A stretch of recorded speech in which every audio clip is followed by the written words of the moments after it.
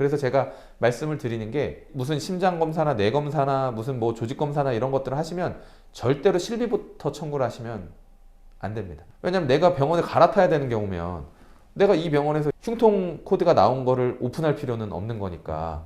그러니까 항상 보험금 청구는 큰 거부터 진단비부터 하시는 거고 이제 그 다음 뭐 실비나 이런 식으로 내려가시는 거지 실비부터 청구를 하시면 절대 안 되고 제가 항상 강의 때마다 말씀드리지만 설계사님들 자기 고객들 관리하려고 이렇게 좀 검사하고 막 비용 들어가는 진료를 받았다고 하면 그럼 내가 빨리 그걸 메꿔 주시려고 막 열심히 실비 청구를 먼저 해주시는데 진짜 능력 있는 설계사님들은 모든 그 치료와 검사가 끝날 때까지 그 자료를 수집을 하셔서 가장 보험금을 많이 받을 수 있는 쪽으로 가게 해주시는 분이 저는 능력 있는 분이라고 생각을 해요.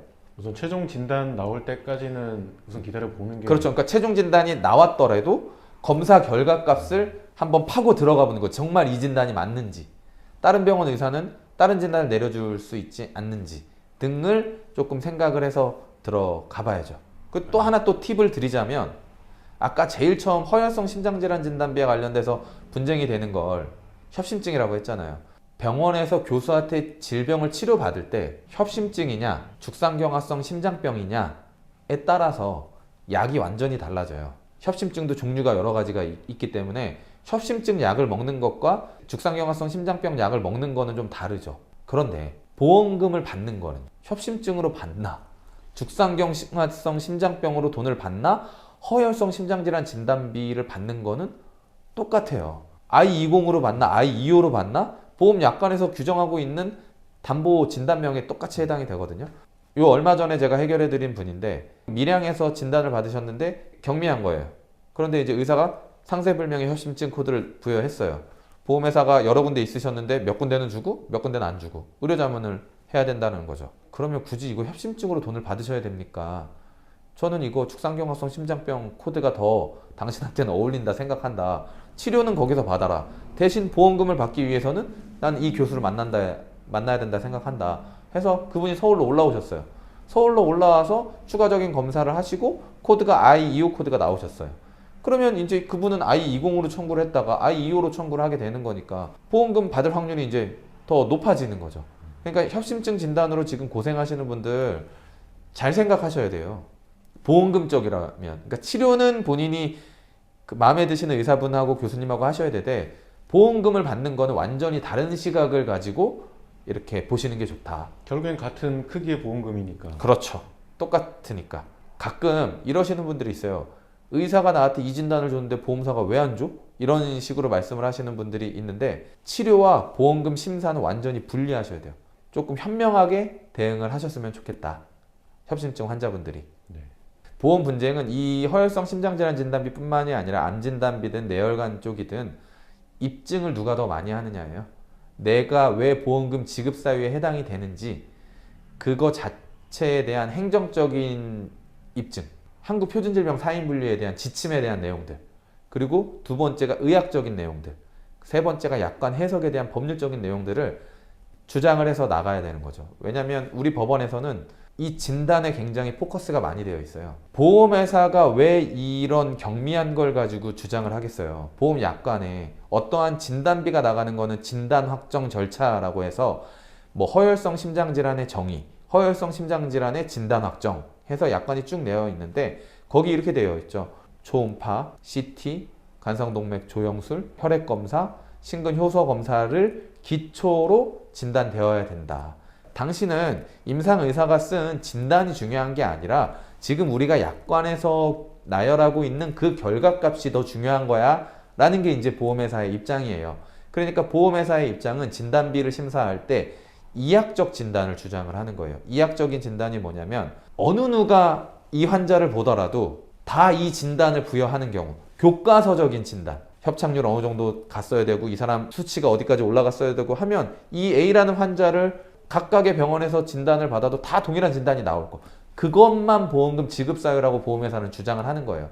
그러면 보험회사에서 주장하는 그 이학적 진단을 법원에서 인정을 하고 있느냐? 또 그건 아니거든요. 보험 분쟁에서 활용되는 그런 법원 판사나 이런 판결문에 나와 있는 진단의 영역은 그렇지가 않아요. 전문의가 진단을 내리는 거잖아요. 이 전문의가 환자에게 진단을 내리기 위해서 그 임상적으로 시행했던 것들이 있을 거 아니에요. 병력을 청취하고 증상을 듣고 검사 처방을 하고 그리고 나서 검사 결과를 듣고 나서 진단을 내리는 거. 이러한 과정이 특별하게 문제가 없으면 전문의의 진단은 매우 고도로 전문화된 분야이기 때문에 그 진단 확정에 대한 것들을 인정해야 된다라는 것이 법원의 입장이기 때문에 진단과 관련돼서 내가 진단을 받았으니 진단비를 주시오 라고 하는 게 어떻게 보면은 1차원적으로 맞을 수도 있잖아요.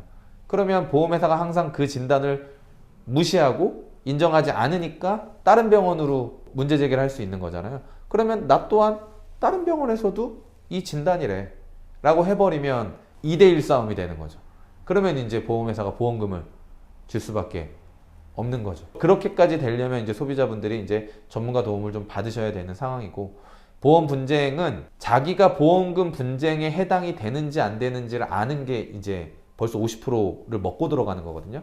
청구해서 보험회사가 하고자 하는 절차를 다 하신 다음에 오셔서 도움을 달라라고 하면 사실 저는 그냥 돌려보내는 경우도 굉장히 많아요. 타이밍을 놓치는 경우들이 많죠. 지금 이런 영상을 촬영하는 건 보험금 분쟁 중에 있으시거나 보험금 청구를 하기 전에 정보를 얻으시려고 하시는 분들을 위한 영상이지, 보험금을 아예 그냥 보험회사가 하고자 하는 것들의 서명을 다 하신 다음에 이제 이거를 해결하시려고 하는 경우들은 너무 어렵죠. 청구 전에 미리 좀 알고 있어야 그게 되는. 성공 확률이 가장 높은 게 첫 번째고, 두 번째는 이제 보험회사에서 현장 조사가 나온다고 카톡이나 문자가 오거든요. 그럴 때 보험회사는 무조건 현장 조사를 내보내는 건 아니거든요. 비용이 드는 거라. 그러니까 그런 부분들을 좀 캐치하셔서 좀 현명하게 보상을 받으시는 것들이 유익하겠다라고 해서 이런 영상을 찍고 있습니다. 예, 그래서 저는 저 같은 경우는 보험금 청구를 저나 제 가족이나 하지 않아요. 웬만한 거는 아예 그냥 실비 같은 것도 막 몇만 원짜리도 하시는 분들이 있는데 저는 그런 건 아예 하진 않습니다.